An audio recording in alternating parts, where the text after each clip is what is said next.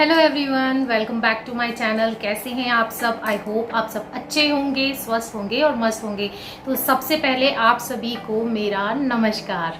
अब आप सोचेंगे कि आज मैं इस गेटअप में क्यों हूँ और क्यों आज भी मैं कोई एक व्लॉग नहीं लेकर आई हूँ। सबसे पहले तो मैं आप लोगों को बता दूँ कि जो मैंने सोचा नहीं था ना, वो हो ही गया फाइनली। लास्ट 5 मंथ्स के बाद में 5 या 6 मंथ आप मान लीजिए, मतलब लास्ट 6 मंथ से नवंबर से मैं जो है कंटिन्यूअस जो है ब्लॉग वगैरह डाल रही थी। लेकिन अब हुआ क्या, मैंने आपसे कहा था ना कंसिस्टेंसी होनी चाहिए वर्क में, लेकिन फिर भी कल जो है मेरी कंसिस्टेंसी ब्रेक हो गई। आपने अगर नोटिस किया हो तो आपको पता होगा कि मैंने जो है कल वीडियो नहीं डाली थी। तो मैंने कहा बहुत ज़्यादा ब्रेक नहीं लगाना है मुझे। अब मैं कोशिश किया करूँगी कि आप लोगों के लिए ज़्यादा से ज़्यादा जो है मैं यूज़फुल वीडियोस जो है वो लेकर आऊँ। तो आज का जो वीडियो मैं आप लोगों के लिए लेकर आई हूँ वो बहुत ही ख़ास होने वाला है, बहुत ही इम्पोर्टेंट है हर लेडी के लिए, चाहे वो किसी भी उम्र की लेडी हो, चाहे वो सास हो या फिर बहू हो या देवरानी हो या जिठानी हो या ननद हो या भाभी हो, जो भी हो, हर किसी के लिए बहुत ही स्पेशल ये जो वीडियो है ये होने वाला है। तो सबसे पहले तो आप सभी का बहुत बहुत बहुत धन्यवाद कि आपने मेरी पिछली वीडियो को इतना प्यार दिया। बहुत ही अच्छा लगा मुझे जानकर कि मेरी जो प्रीवियस वीडियो है उस पर आप लोगों ने बहुत अच्छी मतलब मेरे व्यूज़ बहुत अच्छे रहे, आप लोगों ने बहुत सराहा। लेकिन मुझे थोड़ा सा मेरे मन में ये चीज़ रह गई कि मैं ना उस वीडियो के बारे में ज़्यादा बात नहीं कर पाई, उस वीडियो के बारे में ज़्यादा बोल नहीं पाई। तो मैंने कहा चलो क्यों ना उस वीडियो की कसर में एक छोटी सी ये वीडियो बनाकर निकाल लेती हूँ। तो बस वही बातें करने के लिए आज मैं आप लोगों के साथ में बात करने के लिए आई हूँ। और आप मेरा गेटअप देख ही सकते हैं, आज जो है मैं एकदम बहू रानी वाले लुक में हूँ, क्योंकि आज मैं आप लोगों से बात करने वाली हूँ सास और बहू की रिलेशनशिप पे।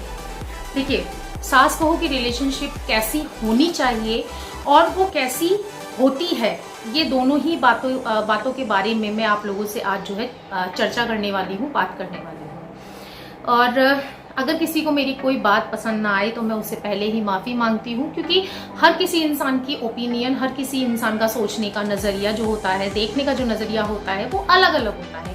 मेरे अकॉर्डिंग क्या है मैं वही आप लोगों के साथ में शेयर कर रही हूँ। और मुझे पूरी उम्मीद है कि बहुत से लोग ऐसे भी होंगे जो मुझसे सहमत होंगे, लेकिन जो असहमत होंगे वो उनका भी तहे दिल से धन्यवाद पहले ही मैं आप लोगों को कर देती हूँ।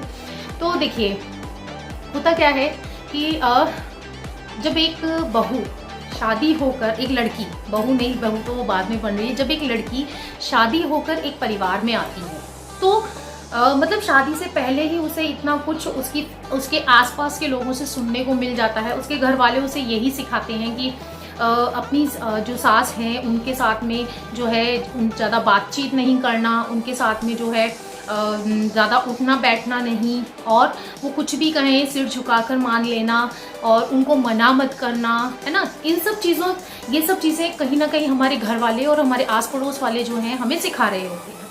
लेकिन होता क्या है कि जब एक लड़की ऐसा, अब अच्छा ठीक है, इन सब बातों को मान भी ले एक लड़की, ये सब चीज़ें जो लड़की सीख कर आती हैं वो मानती भी हैं, कोशिश भी करती है कि चलो ठीक है, एक अच्छा रिलेशनशिप अगर ऐसे बिल्ड हो सकता है तो वो करेंगी। तो ऐसा करने से जब वो लड़की अपने ससुराल में आती है तो क्या होता है कि वो एक अच्छा रिलेशनशिप बिल्ड तो कर लेती है, लेकिन इस रिलेशनशिप में सिर्फ और सिर्फ, बोलते हैं ना, कोई भी रिलेशनशिप में 2 लोग होते हैं हमेशा। तो अगर एक इंसान उस रिलेशनशिप से गायब भी हो जाए तो फिर वो घुट रहा है, फिर उस रिलेशनशिप का कोई मतलब नहीं रह जाता। तो सास बहू की रिलेशनशिप में भी अगर इस तरीके से वो लड़की अगर सारी बातें मानेगी तो क्या होगा कि सास तो खुश है लेकिन वो लड़की अंदर ही अंदर घुट रही होती है, और फिर ऐसी रिलेशनशिप एक टाइम के बाद में जाकर या तो ब्लास्ट बन के फूटती है या फिर वो बिल्कुल ही ब्रेक हो जाती है या वो साइलेंस के साथ खत्म हो जाती है। तो इस तरीके की, मतलब वो एक इमोशनल, एक अच्छा एक बॉन्ड अपनी मदर इन लॉ, अपनी सास के साथ में एक लड़की बिल्ट नहीं कर सकती इस तरह की सलाह के बाद में। तो होना क्या चाहिए? होना ये चाहिए कि एक लड़की जब अपने ससुराल में आए तो पहले दिन से ही अपनी सास को ऑब्जर्व करना सीखे, अपनी सास के बारे में जाने पहचाने, देखे कि भाई मेरी सास को क्या क्या चीज़ें पसंद हैं, और पसंद से भी कहीं ज़्यादा इम्पोर्टेंट होता है कि उन्हें क्या ना पसंद है। जैसे कि एक एग्जांपल ही ले लेते हैं कि आपको पता है कि आपकी सास को जो है खाने में राजमा बहुत पसंद है और आप बड़े प्यार से राजमा बनाएं, लहसुन प्याज टमाटर सब डालकर एकदम बढ़िया सा तड़का लगाकर जो है आप तैयार करें और फिर पता चले कि सासू माँ तो लहसुन खाती ही नहीं है, तो आपकी मेहनत जो है वो पूरी बेकार हो जाएगी। तो आपको ये तो पता चल गया कि क्या पसंद है, लेकिन आपने ये पता नहीं किया कि क्या ना पसंद है, तो आपकी जो एफर्ट्स हैं वो खराब हो जाएंगे। तो आपको करना क्या है कि आपको पसंद के साथ साथ उनकी नापसंद का भी ख्याल रखना है। अब ऐसे में ये तो हो गया कि बहू को क्या करना है, अब ऐसे में सास को क्या करना चाहिए। सास को भी ये करना चाहिए कि भाई जो बहू है, जो नई नवेली लड़की आई है, सास को ये समझना चाहिए कि भाई वो अपना पूरी फैमिली, अपना घर परिवार छोड़कर आई है। अब वो मुझे माँ कहेगी, है ना, ससुर को पापा कहेगी, वो अपने मम्मी पापा को छोड़कर आपके पास में आई है। तो होना चाहिए ना कहीं कि अब एक सास को ये सोचना चाहिए कि भाई अब मुझे इसकी माँ बनकर रहना है, ये अपनी माँ को छोड़कर आई है, इसको माँ की कमी महसूस नहीं होने देना है, तो ये सोचना चाहिए। लेकिन ऐसा होता नहीं है। होता क्या है, अब इसके बारे में बात करते हैं। होता क्या है कि जब एक फैमिली में एक लड़के की शादी होती है तो उसकी शादी से पहले पूरा जो घर का कंट्रोल होता है वो कंट्रोल घर की जो मुखिया होती हैं माँ, उनके हाथ में होता है, यानी कि जो लड़की आ रही है उसकी सास के हाथ में होता है। अब होता क्या है कि इतने टाइम से जो लोग अभी तक जो है केवल उसी की तारीफ कर रहे थे, उन्हीं की तारीफ कर रहे थे कि भाई आप खाना बहुत अच्छा बनाते हो, आप घर को बहुत अच्छे से रखते हो, ये वो जो 50 बातें हैं, अब तक वो उनको अपने लिए सुनने की आदत थी। और अचानक से अगर कोई लड़की घर में आती है और फिर वो आने के बाद में, अब जब वो आई है तो जाहिर सी बात है कि भाई घर की जिम्मेदारी अब तक आपने अपने कंधों पर ली, अब आपने वो जिम्मेदारी उस लड़की को दे दी। अब वो लड़की उस घर को संभाल रही है ना, तो होगा क्या कि अब वो लड़की जो एफर्ट करेगी और उसके बाद में जब उसे तारीफ मिलती है तो पता नहीं क्यों ऐसा होता है कि जो मदर इन लॉज होती हैं, जो सासें होती हैं, उनको ऐसा लगने लगता है कि अरे मेरा साम्राज्य छिन गया। और फिर ऐसा होने के बाद में क्या होता है, ऐसा होने के बाद में फिर वो नए नए पैंतरे अपनाती हैं, नई नई चीज़ें सोचने लगती हैं कि भाई मैं इसको कैसे नीचा दिखाऊं, कैसे मैं, अरे भाई ऐसा सोचने की बजाय अगर आप ये सोचें कि चलो ठीक है, आपको ये तसल्ली होनी चाहिए कि अब तक मैंने ये घर जिस तरीके से संभाला है, मेरी जो बहू है वो और भी अच्छे तरीके से इस घर को संभाल रही है, यानी कि अब मैं इस एज में निश्चिंत हो सकती हूँ कि हाँ मेरे घर को ये संभाल कर रखेगी। इस तरीके की सोच अगर हर मदर इन लॉ ले ले तो हर बहू और हर मदर इन लॉ के बीच में जो रिलेशनशिप है वो बहुत ही अच्छी और बहुत ही मजबूत हो सकती है।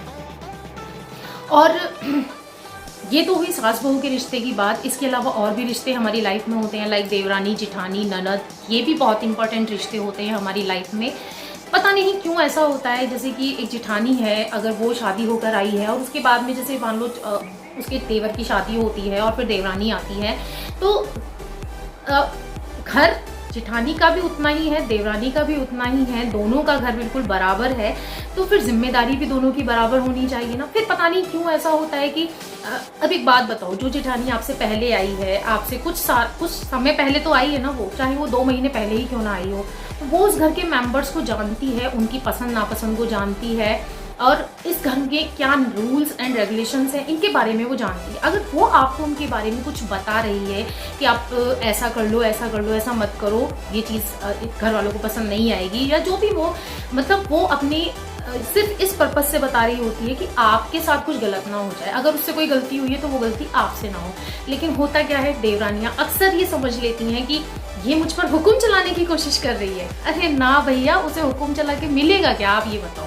वो कोई हुक्म चलाने की कोशिश नहीं कर रही है। हो सकता है कुछ जेठानियाँ हों जो हुक्म चलाने की कोशिश करती हो, लेकिन सब ऐसी नहीं होती हैं।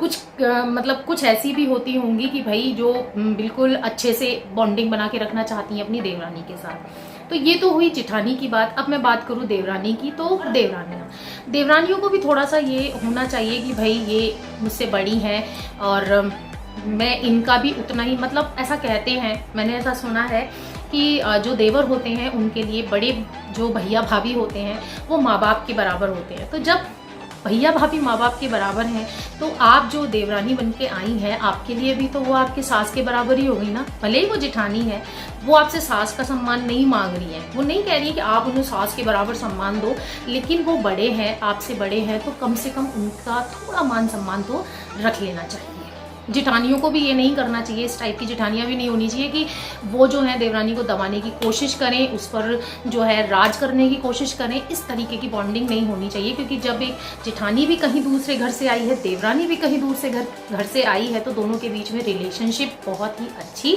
होनी चाहिए, बॉन्डिंग अच्छी होनी चाहिए, क्योंकि अब वो दोनों ही हैं जिनको आगे इस फैमिली को लेकर जाना है, इस फैमिली का जो रिलेशनशिप है उसे अच्छे तरीके से बना कर रखना है। वीडियो जो है बहुत ज़्यादा लंबी हो रही है, लेकिन फिर भी लास्ट में मैं एक और छोटे से प्यारे से रिश्ते के बारे में बात करना चाहूँगी, जो कि होता है ननद भाभी का।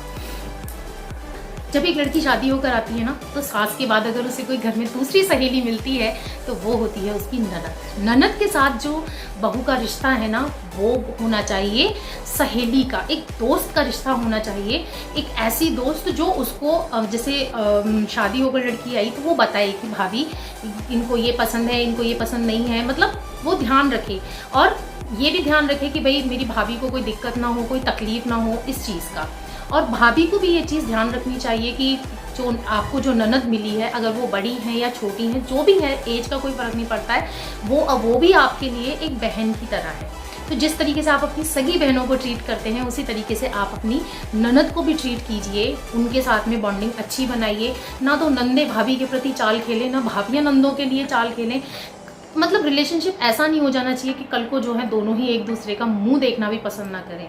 I hate that type of relationships, जो कि पीछे से तो एक दूसरे की बुराई करते हैं और सामने अले अले अले अले, ये आई डोंट लाइक इट। मुझे इस टाइप की रिलेशनशिप्स बिल्कुल भी पसंद नहीं है, जो मन में तो बैर लेके बैठी हुई हैं और सामने जो है बिल्कुल इतना पोलाइट कि अरे हमसे बढ़कर तो आपका कोई प्रेमी ही नहीं है। इस टाइप की रिलेशनशिप्स प्लीज़ मत बिल्ड कीजिए। मन से प्रेम कीजिए, मन से प्यार कीजिए। और कहते हैं ना, मैंने बहुत जगह सुना है, जैसे आज ही मैं एक वीडियो देख रही थी, उसमें मैंने सुना कि मायका जो है वो माँ से होता है ना, ऐसा कहते हैं कि मायका जो है वो माँ से होता है। सच भी है, मायका माँ से ही होता है। लेकिन अगर माँ के बाद आपकी भाभी है और आपकी रिलेशनशिप उसके साथ में अच्छी है, आपकी बॉन्डिंग उनके साथ में अच्छी है, और वो आप और वो जो है एक दूसरे से बहुत ज़्यादा प्यार करते हैं, दोस्त की तरह रहते हैं, तो आप यकीन मानिए आपका मायका कभी सुना नहीं होगा। आपको बहुत अच्छा लगेगा। हमेशा आपकी भाभी आपको आगे होके बुलाएंगी कि भाई दीदी आ जाओ, थोड़े दिन की मतलब जो भी बच्चों की छुट्टियां हैं उसमें आओ, और आपको भी आकर कभी भी माँ की कमी महसूस नहीं होगी। भाभी माँ की जगह तो नहीं ले सकती है, लेकिन फिर भी आपकी माँ जितना प्यार दुलार आपको करती थी, आपकी भाभी भी आपसे उतना प्यार दुलार कर सकती हैं। तो चलिए इस वाले वीडियो को यहीं पर कंप्लीट करते हैं। आई होप आप लोगों को ये छोटा सा वीडियो, जो कि मैं पिछले वीडियो में बहुत कुछ बोलना चाहती थी लेकिन मैं नहीं बोल पाई, अच्छा लगा होगा। और अगर किसी सास, बहू, देवरानी, जेठानी, ननद, किसी को भी मेरी किसी भी बात का बुरा लगा हो तो मैं आप लोगों से माफ़ी चाहती हूँ, क्षमा चाहती हूँ। और अगर आप लोगों को अच्छा लगा हो तो इस वाले वीडियो को एक लाइक कर दीजिएगा, अपने फ्रेंड्स एंड फैमिली के साथ शेयर कर दीजिएगा, और मेरे चैनल को सब्सक्राइब करना बिल्कुल भी मत भूलिएगा। फिर से मिलूंगी आपसे एक और इंटरेस्टिंग ब्लॉग के साथ में। और हाँ, जाने से पहले क्या इंस्टाग्राम पे भी मैं रील्स बनाती हूँ, और इंस्टाग्राम पे मैं रील्स बनाती हूँ नीरजा चतुर्वेदी 17 मेरा बर्थ डेट है। आज ही मेरा बर्थडे आ रहा है 17 जून को, तो वही है मेरी आईडी। बाकी आप नीरजा चतुर्वेदी डालेंगे ना तो उससे भी मेरी जो आईडी है वो निकल आएगी। अगर आपको रील्स देखने का शौक है तो आप वहाँ पर मुझे फॉलो कर सकते हैं। तो चलिए इस वाले वीडियो को यहीं पर कंप्लीट करते हैं, और बताइएगा कि मेरा ये बहुरानी वाला लुक कैसा लग रहा है। जी लग रही हूँ ना बिल्कुल एकदम मस्त वाली बहुरानी। ऐसे सज धज के रहती थी मैं जब मेरी शादी हुई थी। अभी तो क्या 10 साल होने आ गए मेरी शादी को। शादी धीरे धीरे जो है फिर ये सब चीज़ें गृहस्थी में और इन सब में हो जाता है थोड़ा सा, लेकिन कभी कभी ऐसे तैयार होना चाहिए, बहुत अच्छा लगता है, बहुत मज़ा आता है। तो चलिए फिर से मिलूंगी आपसे एक और इंटरेस्टिंग ब्लॉग के साथ में। तब तक के लिए bye bye, take care, stay healthy and love you all.